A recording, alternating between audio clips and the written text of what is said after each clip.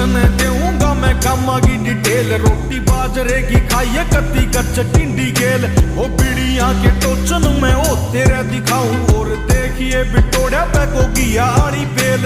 ओ लागे से स्कूला तेरे बंके आज भी सांप मारे ना किसाना करे डंके आज भी।